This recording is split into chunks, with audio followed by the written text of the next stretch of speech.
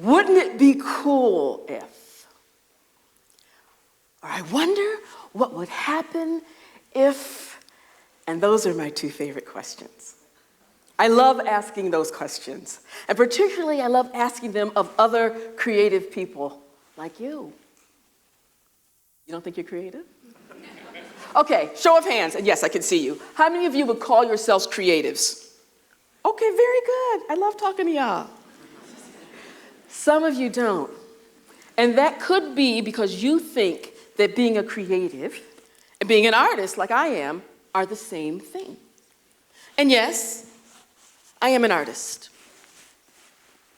I'm a painter, a storyteller, a singer, a writer. I check all those boxes. I am definitely a creative. But maybe you are too. The artist Adam Perkins said, "Creativity may seem magical, but it's not magic. Creativity is the process by which an abstract becomes concrete. It's the process by which an idea, a thought in your brain that nobody can see, for a theorem or a vehicle or an outfit, becomes something with which other people can interact. Somebody had an idea for this building, for the shoes you put on, for the vehicle you drove here. Somebody thought, wouldn't it be cool if we didn't have to travel by horse and carriage? Wouldn't it be cool if we could fly like a bird? I wonder if we could make music with a wooden box and string. It would be so cool if we could wear a computer on our wrist. Recently, I saw a video and a deaf woman put on a pair of glasses that transcribed the words that were being spoken in the room to words on the inside of her lenses. I mean, how cool is that? Several someones had ideas. And we now interact with those ideas every day without even thinking about how they came into being. You see, the idea, the inspiration, that's the catalyst. The thing that we interact with, that we wear, that we step into, that we drive, that's the product. But the way it gets here is through the process of creativity. I like to compare creativity to the scientific method, particularly when I'm talking to educators who are like, oh, this creative stuff. But the scientific method has a lot in common with creativity. Now, if you were paying attention in school, you know that the scientific method begins with observation. We see something. It sparks a question. We make a hypothesis or guess. Then we do some experiments. We come up with a conclusion. For those of you who are not paying attention in school, let me give you an example. Let's say that you are growing sunflowers in your yard. And you notice that the sunflowers on the east side of your yard are like a whole foot taller than the ones on the west side of your yard. It's your observation. And you ask a question, I wonder why these sunflowers are taller than those sunflowers. We make a hypothesis. Maybe the sunflowers that get the morning sun just are going to grow faster than the sunflowers that get the afternoon sun. And so we do an experiment. We get some materials, in this case, seeds. And we plant the seeds, and we wait, and nothing happens. So now we have another question. Do we have bad seeds? Or are those darn squirrels digging them up? So we get new seeds, and just in case it's the squirrels, we put some mesh over the beds, and then we water them, and we wait, and we watch them grow, and they grow. And at the end, well, what do you know? The sunflowers on the east side are taller than the sunflowers on the west side. So yes, we have a conclusion. We're pretty sure of it. And then we discover that the neighbor's cats are using the garden on the west side as a litter box. So we may have to start over. Well, the creative process is a lot like that. But in the simplest form, I'd like to think of it as a cycle of curiosity, play, and discovery. So what are you curious about? What have you always wanted to try? What has made you say, oh, wouldn't it be cool if? What problem do you want to solve? Because creativity is problem solving. Whether it's how to get the dough to rise higher or how to move a large and delicate item safely from one space to another, we are solving problems. In my studio, I'm always solving problems. What materials do I need to get the effect that I want? How might I use those materials? I am always asking questions. Sometimes I think of my studio as more of a laboratory with experiments that are going on all the time. Now, if this was a scientific experiment, I'd have to pretend objectivity. But by virtue of asking the question, I'm already in it. So let's not pretend objectivity. What do you want to know? And how can you engage with it? Well, to engage with your curiosity, you must be willing to play. You know, we think of play and we think of either, I don't know, competition, which we take real serious, or what children do. And, you know, we have grown up and we have put away childish things. Erik Erikson, who was an expert on human growth and development, defined play as a situation in which children work through experiences by creating model situations, and they master reality through planning and experimentation. So that is what little Johnny's doing when he's flushing toys down the toilet. Piaget defined play as a way a child gains the knowledge and skills that are crucial to their cognitive development.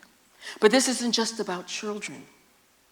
When we play, we get to explore our interests in the same ways that a child explores their environment, utilizing all of their senses. What does it look like? What does it feel like? What does it taste like? You know, that's one of the first things children learn. I saw a little video where they were asking kindergartners for life advice, and one little boy said, "One thing I know is, when you go outside, don't lick metal." What does it taste like? What does it sound like? Now, I often use gold leaf in my work. To do that, I have to paint the surface with an adhesive known as sizing. Now, depending on the manufacturer of that sizing, there may be some instructions that'll say, allow it to cure for, 5 or 10 minutes before you apply the gold. But it might be extra humid that day, or dry, or cold. And so what I've learned to do is after I paint my surface with sizing, and wait a little bit, I touch the surface lightly with my knuckle. And when I pull it back, I listen for a little tsk sound. And when I hear that, it's time to put down the gold. My husband is a baker. And sometimes the scent coming from the oven tells him it is time to take that cake out, even if the timer has not gone off.